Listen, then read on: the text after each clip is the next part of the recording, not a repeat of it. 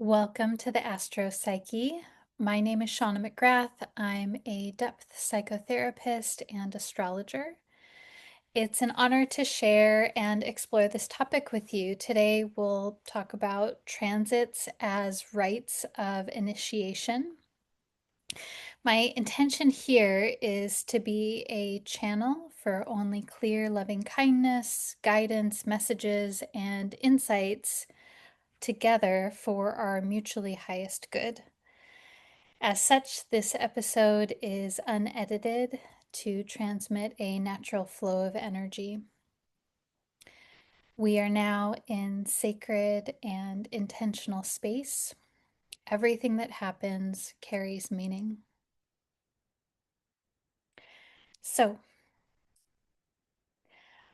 I would like to present this idea of transits as rites of initiation. Rites of initiation are essentially ordeals that we go through that transform us. And I want to share with you words from the Jungian psychoanalyst Sylvian Brinta Pereira from her book titled Descent to the Goddess, A Way of Initiation for Women. Side note, title is A Way of Initiation for Women. I think it could be titled A Way of Initiation for Humans. She says the process of initiation in the esoteric and mystical traditions in the West involves exploring different modes of consciousness and rediscovering the experience of unity with nature and the cosmos that is inevitably lost through goal-directed development. And I love these words so much because I think that it speaks to the heart of what wants to come through me, what I want to share with you. And that is this, that when we can open our conception of transits as not just something that's happening, not just something that we need to get through or something that we need to gain or extract something from, when we open up to, oh, what is this experience? And this experience, each transit is for you, is a part of your psychological development. And it's more about going through the process, going through the experience, rather than achieving something from it, which I think is very easy for us to, myself included, it's very easy for us to get, to slip into this goal-oriented way of looking at everything, transits included. And I'm also thinking of transits as an initiation rite, an initiation experience, where, so as Sylvian Brinton Pereira speaks of it, initiations are this experience of unity with nature and the cosmos. I think this is the experience of connecting back into ourselves, connecting back into the natural world, the energy of the world, the, we could say even the archetypal energy of existence. And I realize that sounds a bit heady, and we'll talk more specifically here today, but uh, it's really about this connection with yourself, with psyche, with the world. And so there is something that is happening every single transit that you have, and there's multiple layers of transits, where it's for you and it's doing something for you. And of course, some of these processes are more challenging than others. And I also see transits as these experiences that have an impact on us, both forward and backward in time. Because often with a transit, particularly some of the more long-term transits, like Pluto transits, Neptune transits, Uranus transits, even Saturn transits, they they signal a time where something is happening in our consciousness. And particularly with Pluto, Neptune, Uranus, Saturn, there is something that changes in your psyche via an internal experience or an external ordeal that you go through. And this uh, changes your psyche oftentimes. And that has an impact on how you move through the world and how you experience the world going forward. And also, it can have a retroactive impact where when you look back on the past, it helps to, in its, I think, in its most supportive and healing form, transits can help us make meaning of past experiences. They can help us see things from a different perspective. And they can help us sometimes make peace with the past as well. So there's this non-linear forward and backward, sideways in time impact that a transit can have. And I also want us to be thinking about it that way and open to a transit is not just now, a transit is like, yes, of course, it's now, more literally. And also, there is this psychological impact that transcends time because your psyche transcends time. And so, also, these transits, these rites of initiation have different levels. Do I want to say levels? I've scratched that. Not levels sounds very hierarchical, and I suppose in some ways that's the way that we live in. Uh, and so levels of intensity, levels of adversity, some would say, and also just different flavors of experience. So a variety of flavors is a less hierarchical way to think about it. And we can start to parse this out by looking at a couple of different things. So we can look at how quickly does the planet that is initiating the transit, how quickly does it move? So the slower the planet, the longer the transit. And the longer the transit, the more intensive yet subtle it can be. So some transits, Pluto transits, can last 6 years or so, in contrast to a Saturn transit that maybe lasts 3 years, in contrast to a Mercury retrograde transit, which could last maybe a couple of months. So these are all different initiations that we go through, and we can also think of transits, initiations as rivers that we cross over time. And I think this crossing a river metaphor can do a lot for us when we think about transits because we're always crossing some sort of river over time. And some rivers we can hop over, some we have to wade through, some are so wide that it can be difficult to see the other side. And so a river that you hop over maybe is a Mercury retrograde. A river that you wade through is maybe more like a Saturn transit. And then we have these Plutonian initiation transits that are rivers that are so wide that we sometimes maybe even forget that we're in that river, that we are crossing a river. And because it's so long and enduring, it becomes a part of our existence in a way. And some rivers are clear, some are murky, some have shells on the floor, the sandy bottom, some have critters, some rivers are fast, some are slow. Sometimes there's other factors, rain, snow, heat, shade, some are pleasant, some are unpleasant. And so uh, there is such a wide diversity of qualities and experiences of these different transits. And um, Knowledge is power.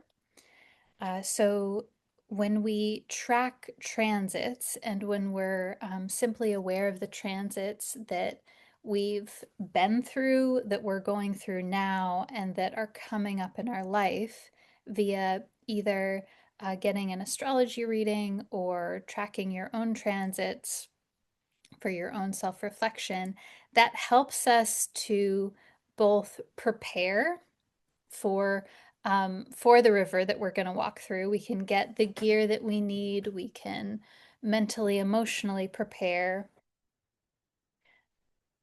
We can validate the experience of what it's like to be going through this river. And then we can also get to know, okay, I've been through this kind of river before.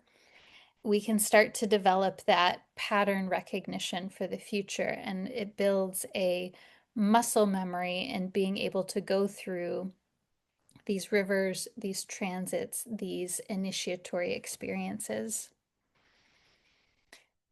And so I want to share some words with you here from the another Jungian psychoanalyst, Marion Woodman, from her book titled The Pregnant Virgin: A Process of Psychological Transformation.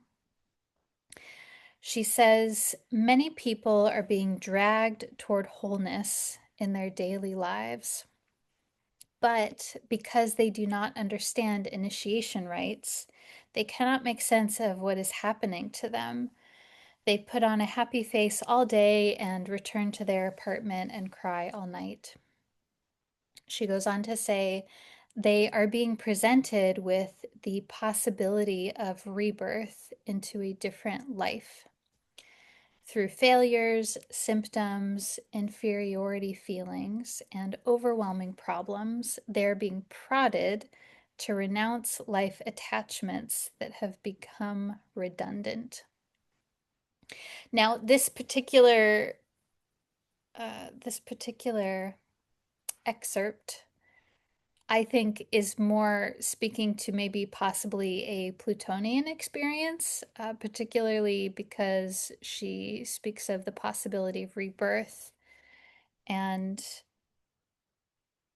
renouncing life attachments that have become redundant. So when I see that, I'm thinking more Pluto, maybe Uranus. But I wanted to share this with you because it really struck me, this description of people being dragged toward wholeness, which is a part of what we could say an initiation is. An initiation is connecting you psychologically, connecting you more in with self. When we look at initiations culturally, anthropologically, an initiation is a ritual or practice that is done that transforms a person and uh, marks their inclusion and becoming and joining into a group or into a part of society. It often culturally marks a moment of social development. For example, um, uh, crossing the threshold of puberty or becoming married, things like this. These are social structures where initiation is involved. And initiation can be, from this depth psychological view, it can be this internal psychological development where, in contrast to culturally joining or assimilating, there's an internal psychological returning to self, as Marion Woodman said, returning to wholeness, maybe being dragged toward wholeness. And I think that it doesn't always have to go down that way. And also, sometimes there can be this feeling of feeling dragged or compelled. Uh, this is, I think, where we start to bring in the word fate, where something feels fated because events are organizing themselves that are moving you towards a particular experience or a particular phenomenon. And I think this is really interesting. This people don't understand uh, what is happening. And I think that when we have this beautiful symbolic language of astrology, which is so amazing because it is simultaneously archetypal and collective via the planetary archetypes. And also, it is incredibly unique because you have your own individual birth chart that is unique to you. And then you also have your unique individual transits that are unique to you. It helps us to know WTF is going on. It helps us to know what is happening to us, particularly when we feel uh, like there are things that are happening to us. I think this is when astrology transits can be especially helpful when we're starting to feel like what is going on, when we start to feel that confusion or as though we don't have a sense of power. It feels like things are happening to us.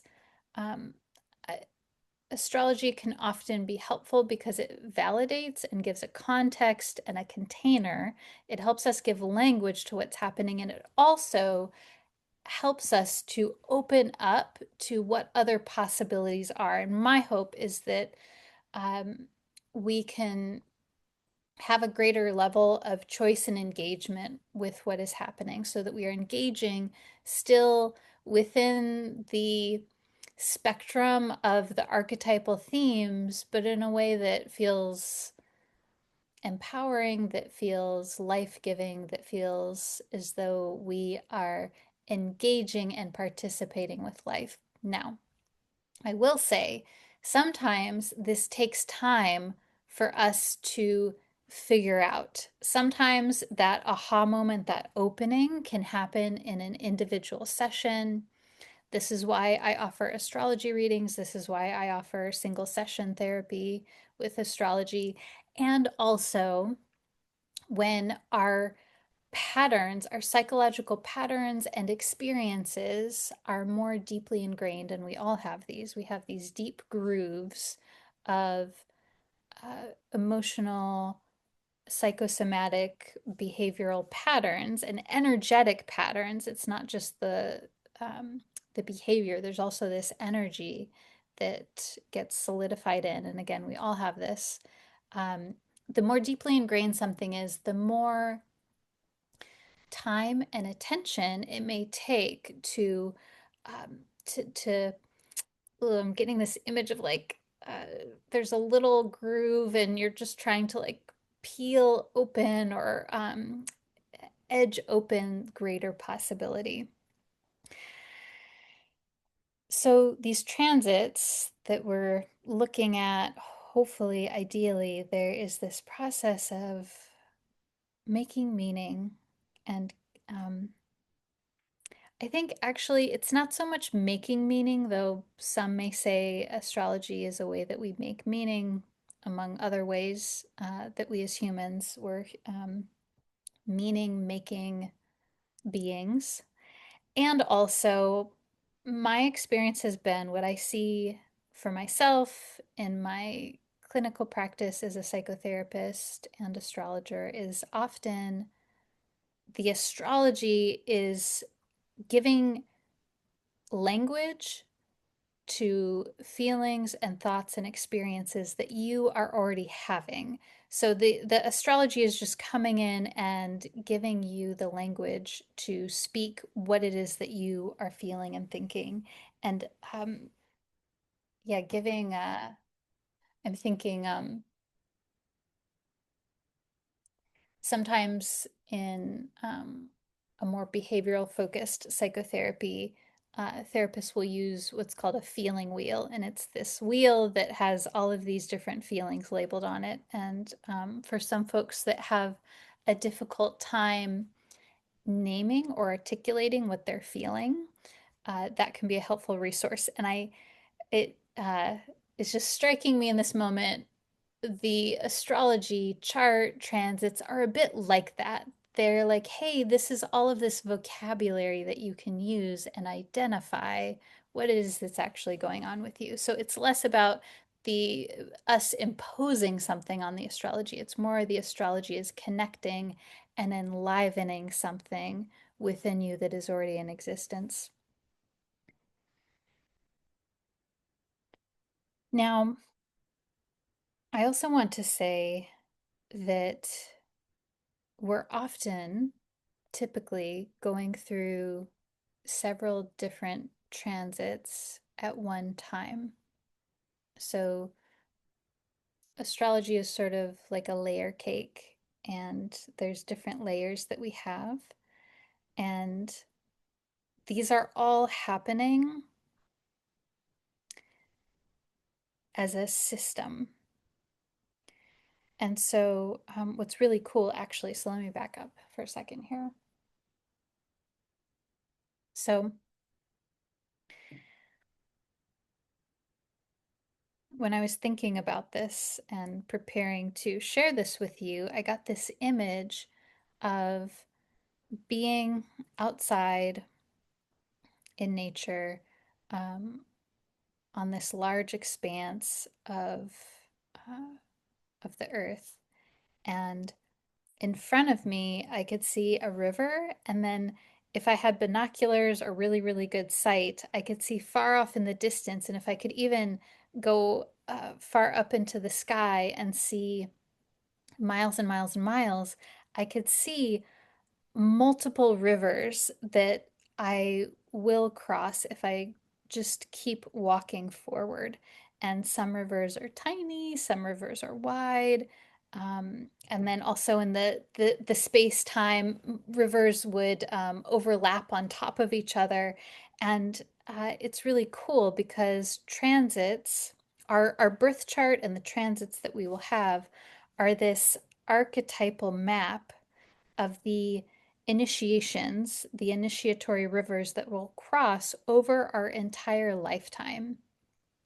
And I think it's easy to forget this, but I think this is really cool is that the moment you're born, your birth chart is in existence, so it is not going to change. You're going to change. You're going to grow and develop and have different experiences, and so your birth chart will be lived out through you, and we can always look back at it. And also, your transits from the moment of birth until you leave this physical body are mapped out. We could list them out. That would be a very long list, but we could. And they're mapped out in front of you. And this is something uh, that we can connect into. And I think also there's something exquisitely beautiful and meaningful and enchanting and curious that our transits are mapped out for us, and that some transits are going to happen in tandem while others are not. And there's this beautiful mystery of, oh, why does it happen to be that um, you had in your particular life, you'll have Pluto opposite the sun in your 20s, and then maybe you'll have Neptune trining the sun in your 30s, and maybe you'll have Chiron conjunct the sun in your 60s. Uh, there's a meaningfulness, like, also, hang on, yeah, so many different thoughts coming to my brain. So, also, Pluto opposite the sun as a transit is probably going to be a very different experience for someone who is in their 20s versus someone who is in their 60s.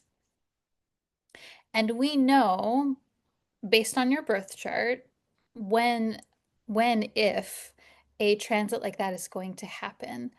And we don't know why. We don't know why the cosmos sort of laid that out before you, but we can look at that being laid out. And then we can also just get really curious about, oh, isn't it interesting that I happen to be having this particular transit at this particular time in my life? And we can also bring in meaning around that. Like, why might that be that I'm having this transit at this particular time?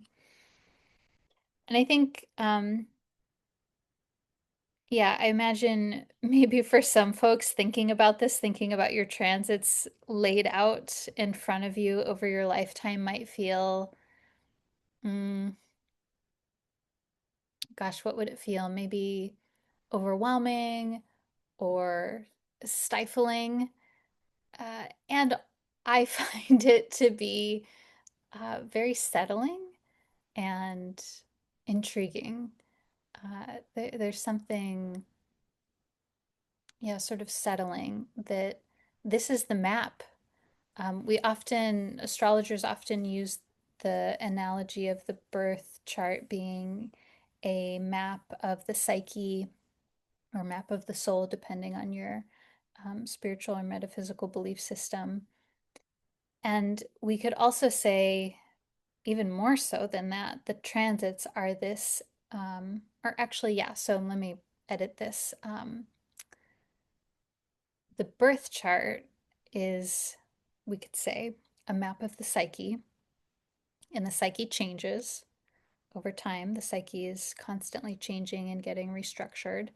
And your transits that you have over your lifetime, particularly these big transits involving Pluto, Neptune, Uranus, Saturn, they are the map of your psychological development, and they have an impact on your psyche. So, also, this uh, example of a person who has transiting Pluto opposite their sun in their 20s, that is going to have a deep impact on their psychic structure. And so, a person that has that transit earlier in life is going to have a different kind of experience from a person um, with a similar birth chart that maybe doesn't have that Pluto transit. Now, also, of course, I want to name here that there are factors outside the birth chart and the transit that have an impact on our experience, our psyche, our psychic structure, and our psychological development. And these are things like our level of privilege and marginalization, these complexities of individual identity, including um, race, ethnicity, socioeconomic status, um, uh, disabilities, whether those are developmental or acquired, um, nationality, all of these things. Early experiences of what we would call adverse um, childhood experiences where there was challenges or trauma or loss in some way. And so all of those things, as much as the birth chart, have an impact. And then they all have an impact because a person two different people could have, all other things considered, go through a very similar experience, but because they maybe have a different temperament, we could say different astrological birth chart, they may have a varied experience of a similar situation. And so, yeah, gosh, just when I'm sharing this with you, I'm feeling how what's coming through for me here in this moment is that the transits are this valuable map, and also they're not they're not the only thing that we would consider to understand the context of what your experience is. There are other factors. Uh, and hmm, yeah.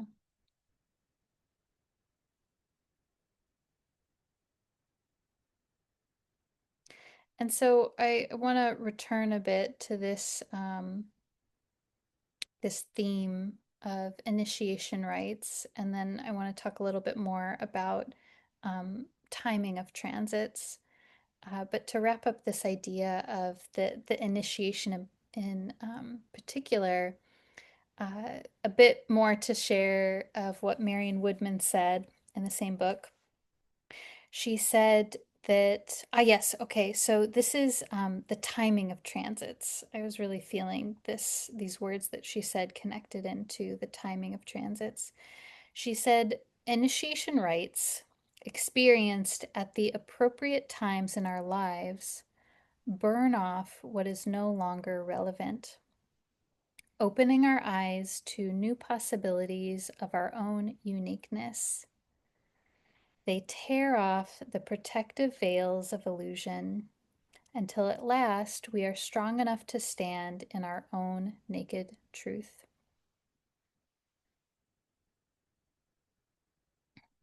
And again, these words feel more Plutonian to me. And the heart of what she's saying here is that when initiation rites, we could say when transits are experienced at appropriate times in our lives, and if it's happening, it's the time because it is happening. They have this impact of burning off what is no longer relevant. And I I think we could use multiple metaphors here. Sometimes maybe it's a burning off of what is no longer relevant. Sometimes it is an awakening of maybe where you've gotten away from yourself in some way. Maybe it's an awakening of or an enlivening of something new coming forward in you. Sometimes this can happen where a transit sort of wakes up a part of our psyche or a part of our chart. And uh, this idea is alive, particularly in Jyotish astrology, or sometimes known as Vedic or Indian astrology. They have this concept that um, parts of the chart are sort of in the background until a transit or a dasha, a time period, enlivens that planet or that configuration. And like, yes, it's still happening, but um, when, let's say, someone is in a time period involving the sun or they're having a transit to the sun themes are more alive in that person. And then when that transitions, that sort of falls into the background. I think we use that idea less in Western astrology, but I think it still applies here, particularly when we're talking about a long-term transit that is yeah, is psychologically restructuring, psychologically developing a part of you, and planets are a part of you, they're a representation of part of your psyche. Now, another part of what I think is really cool about this is that we are not all going to have the same transits. So we all do go through some transits. For example, most of us, all of us in a lifetime will have at least two, hopefully three Saturn returns over our lifetime. We'll all have Saturn squares. We'll have Uranus opposition, Uranus square, Uranus return. We'll have a Neptune square, things like this. We all have those at certain periods of time. Chiron return. Uh, and also, because of your birth chart, some transits you will have that other people will not have, particularly when it comes to Pluto. I know I'm using the word particularly a lot. I'm trying to work on that. So bear with me. uh, So, because Pluto takes about 250 years to go all the way around the zodiac, in one lifetime, you are probably going to make it. So, Pluto will probably go almost about halfway through your chart. So it'll get close. So some people depend. So Pluto's weird. Its orbit is a bit eccentric, and this means that sometimes it moves faster than other times. So some generations are born with a Pluto that's moving more quickly, and so this means that during some generations, Pluto transits will be faster than others. So this also means some people will actually make it through a Pluto opposition. Some people, even if they live into their 90s, will not experience a Pluto opposition because Pluto just won't make it that far. And so this also means that, yeah, for example, some people may experience a transit of Pluto opposite the sun. Some people are not going to experience that depending on the configuration of where the sun and Pluto are in your birth chart.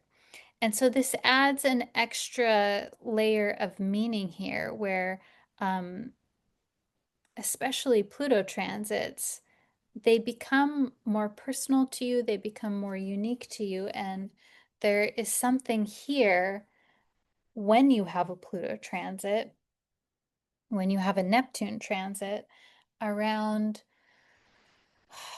there's something special here for you because not everyone gets to experience this type of initiatory experience.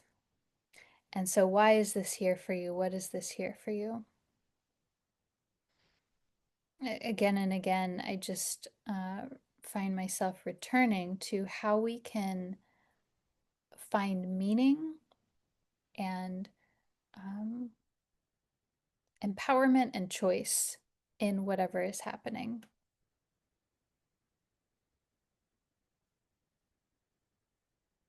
Okay, now I also want to share with you uh, this idea that transits are operative, they're in effect, they're happening not just over days, but also over the course of weeks, months, and sometimes years.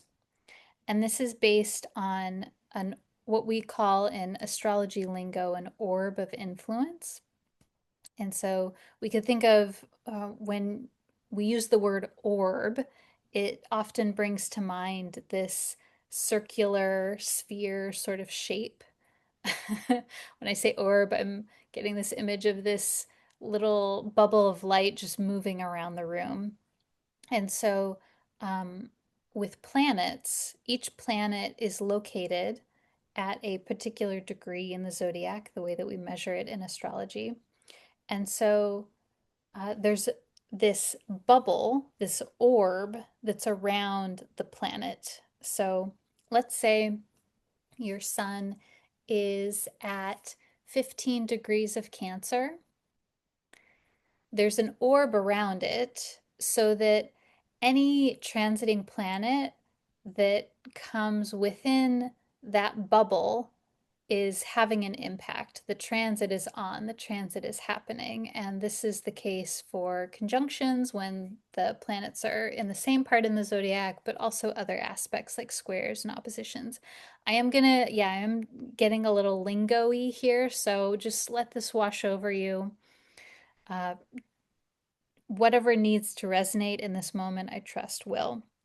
So, um, I'm sharing this with you because I want us to be thinking about transits as not just happening in these unconnected, momentary days or even weeks, that many transits last over the course of several weeks, over the course of several months, and sometimes over the course of several years. And now we know this is the case when it's a slower moving planet. Um, the slower the planet, the longer the transit. And so, for example, in order of speed, the slowest, most long term transits are Pluto, the shortest are the moon. So, in order from slowest to fastest, it would go Pluto, Neptune, Uranus, Chiron, Saturn, Jupiter, Mars, Venus, Mercury, the Sun, and the Moon. And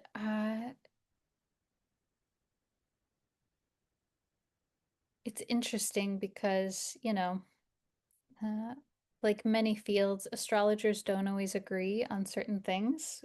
We agree on a lot of things, but there's different opinions and schools of thought around the orb of influence, how many degrees it is. We measure the orb in degrees.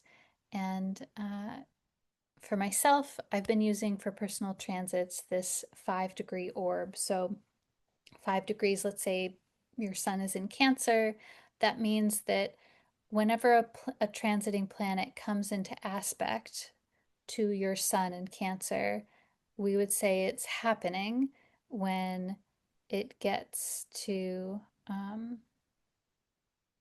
wait, what did I say? Yeah, when it gets to 10 degrees of Cancer, and then it's in effect until it gets to 20 degrees of Cancer. So that's a pretty wide orb, I think, for some folks.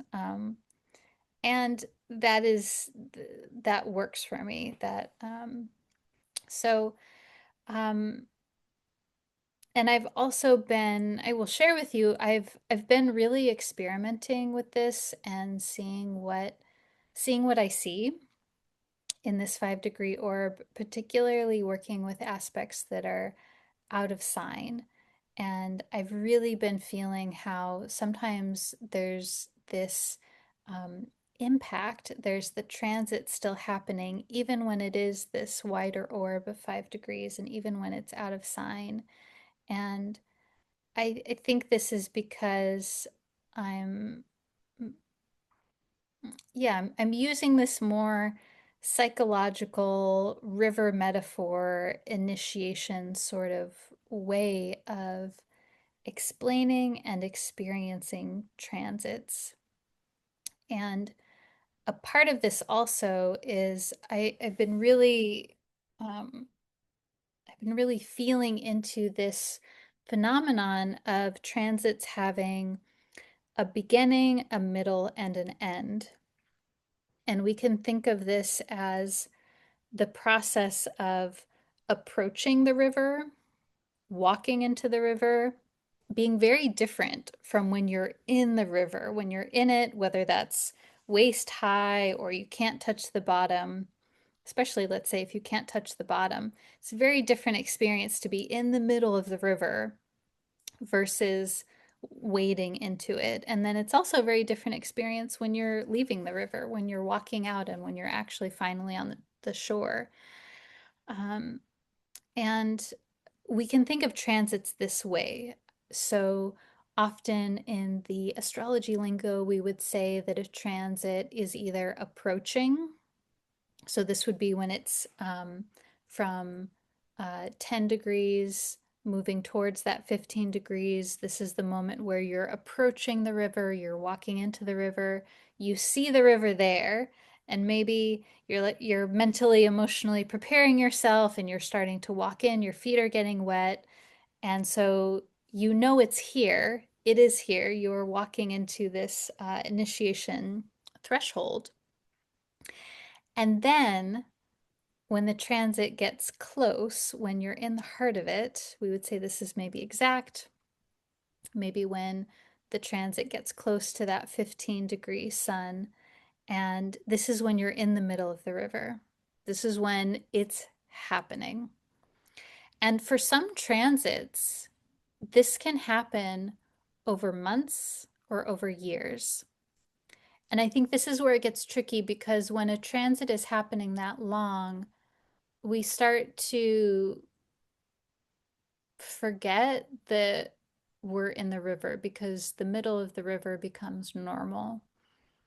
And I think that, yeah, like having this, uh, having the context of the transits and what's happening helps us remember and helps us keep our intention and our footing and sometimes even simply our sense of hope and stamina while we're in the middle of that river. And then when we're walking out of the river, when we're leaving, this wrapping up. We would call this separating, where the transit has passed that 15 degree of exactness, for example.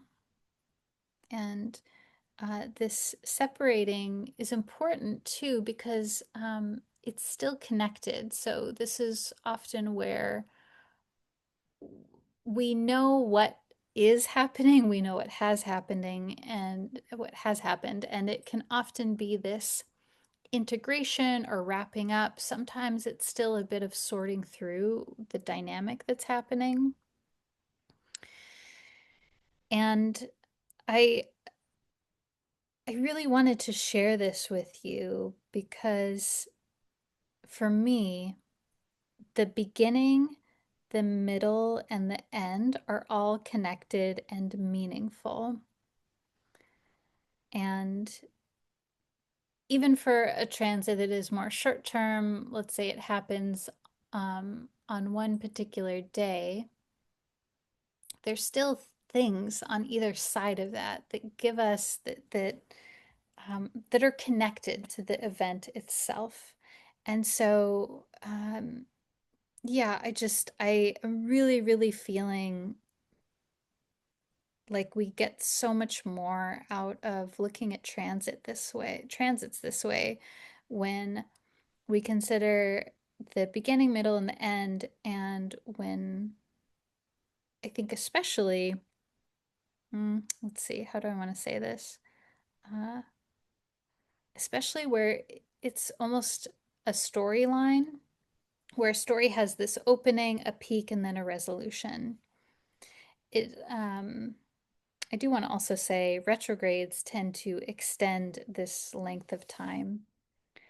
And I was really thinking about this because coming up we'll have a Mercury Mars conjunction that usually lasts maybe a couple weeks at most, but it's going to go on for several months. I think maybe like 3 or 4 months because of Mercury's retrograde process.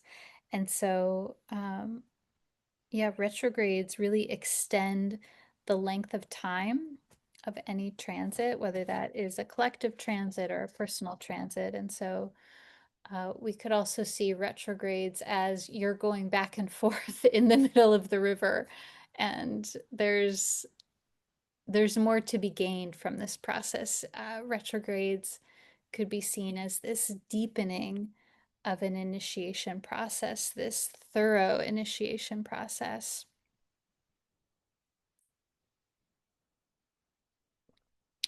And then I'll also say here that transits interact with one another.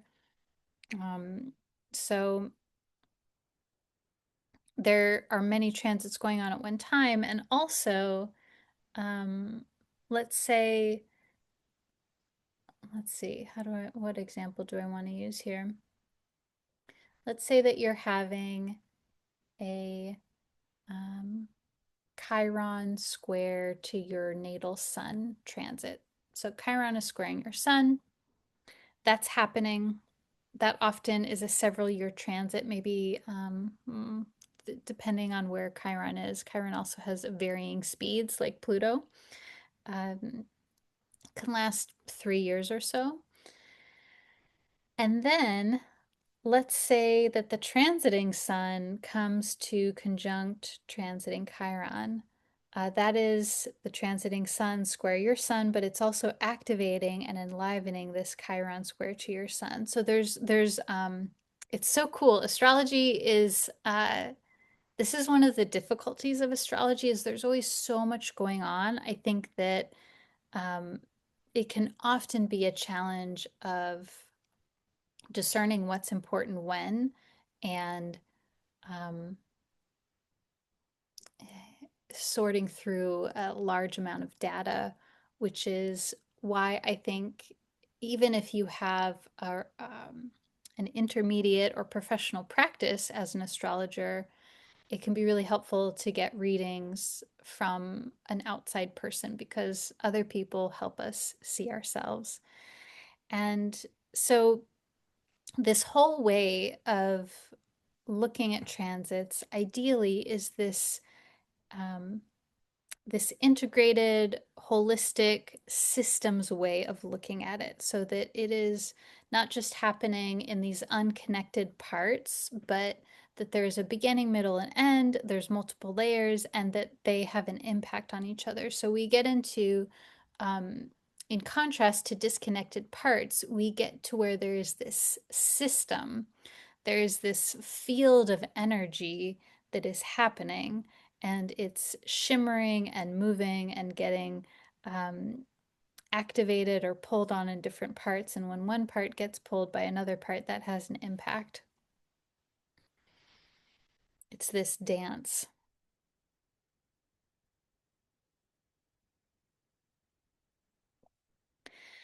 And so I also want to share with you that um, I, so a part of sharing this with you is that I've been feeling this internal shift where my practice and my approach is shifting, where I'm really feeling more and more this. Uh,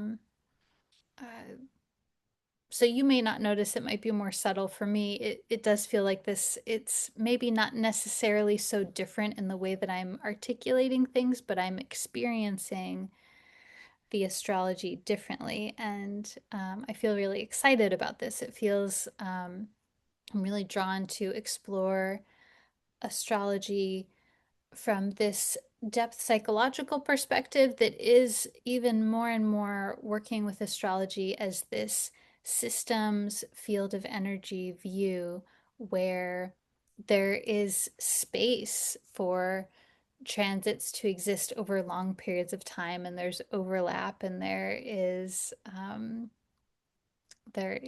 an impact of one transit on another and um, these also wider orbs of influence, this wider perspective, aspects that transcend the zodiac sign boundaries. And I've already started to integrate that over time and also um, I've been starting to feel like the weekly forecasts that I do are, they're just, it doesn't quite feel quite right anymore. And so, we could attribute this to my having a Uranus transit after a long period of having Pluto, Saturn, and Neptune transits. Uranus is about changing things up. And so, I would like my forecasts to change with me as I change the way that I experience astrology, and that means the way that I share astrology with you. And so, in that way, I'll be shifting from weekly astrology forecasts to monthly astrology forecasts.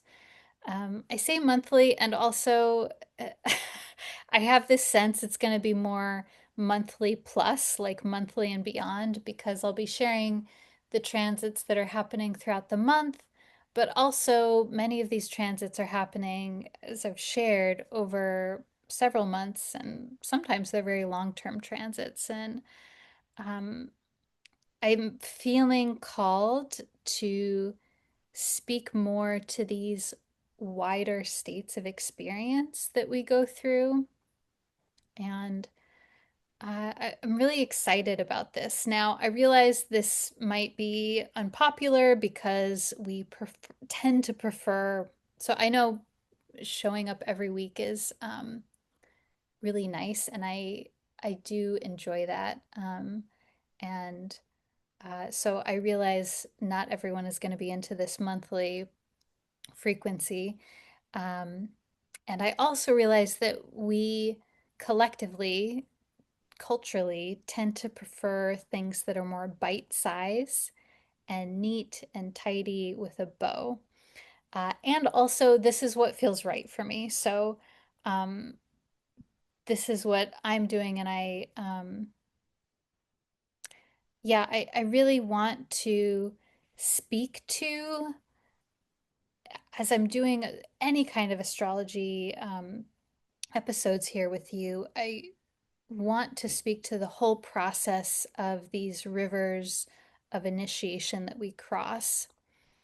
And I find that astrology is not neat and tidy.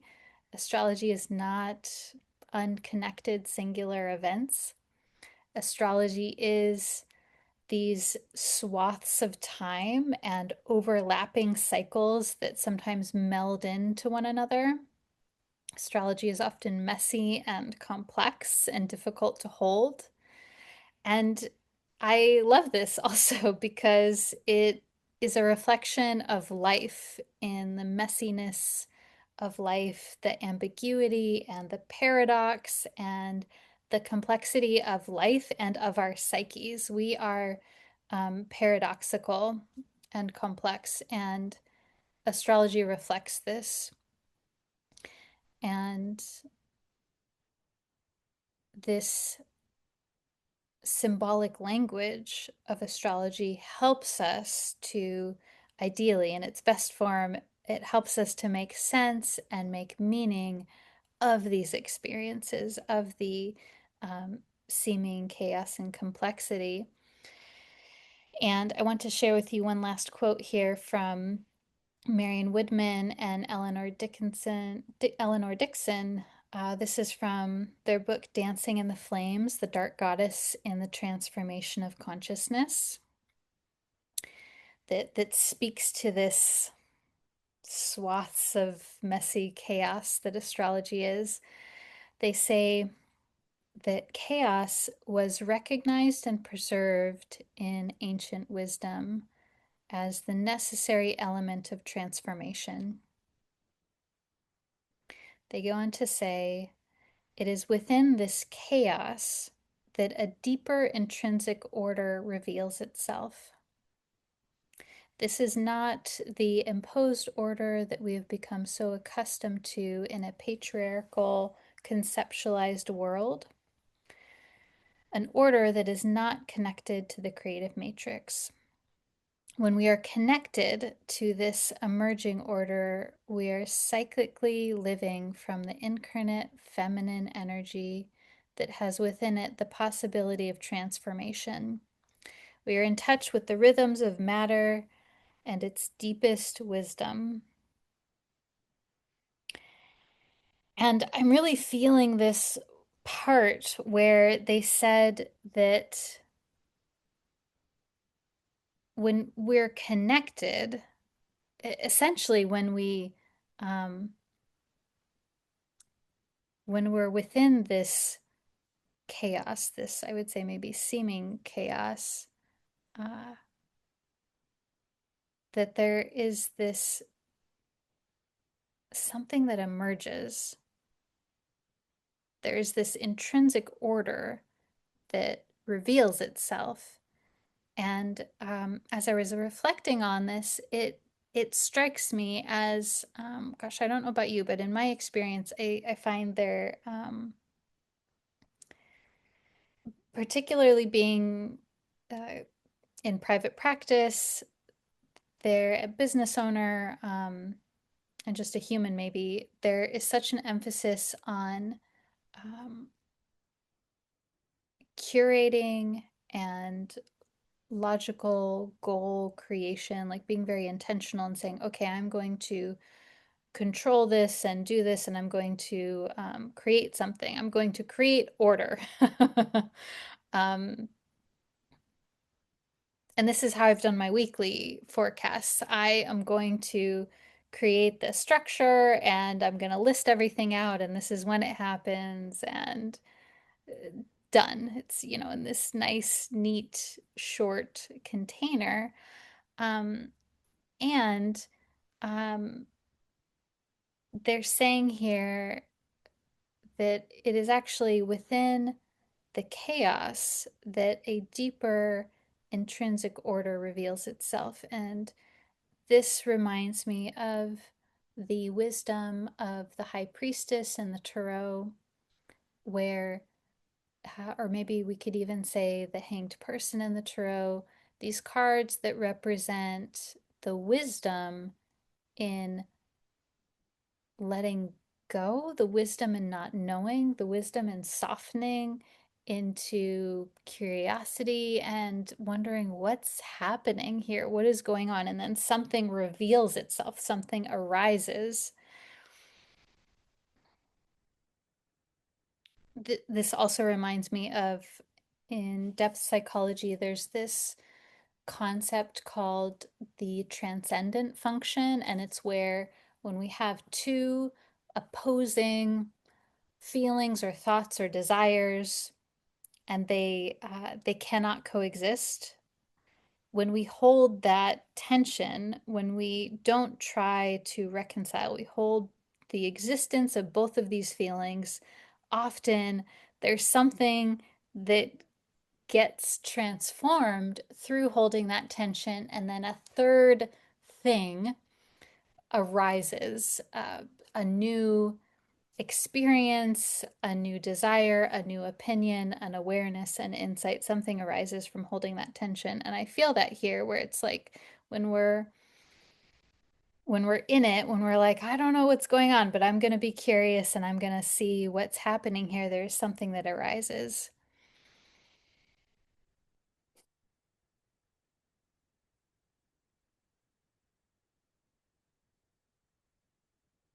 And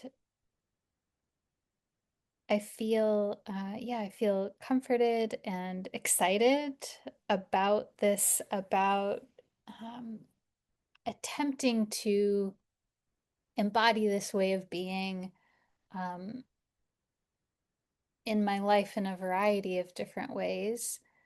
And more especially for you here, sharing it through this podcast, through the forecasts, and allowing. So, of course, Saturn is here to bring the structure. So the forecast will still say the astrology that's happening and the time frames. And also, yeah, it's going to be a little maybe messy, so to speak, because there's going to be all of these different layers, and there's going to be, my intention is to bring this wider perspective. So I'll begin this process with October. We're midway through the month, but we're just going to do it. So, shortly after this episode posts, I will post an October monthly forecast.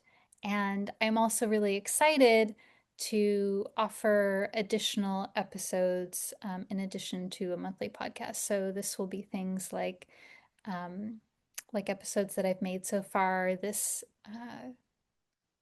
my reflections on life from this astrological and depth psychological perspective, exploring these mysteries of life. And ultimately, my hope is to share things that help us together to find healing and deeper meaning in life. Thank you for being here with me today. It's such an honor to share this time with you. You can find out more about me and my work on my website, theastropsyche.com. Take good care.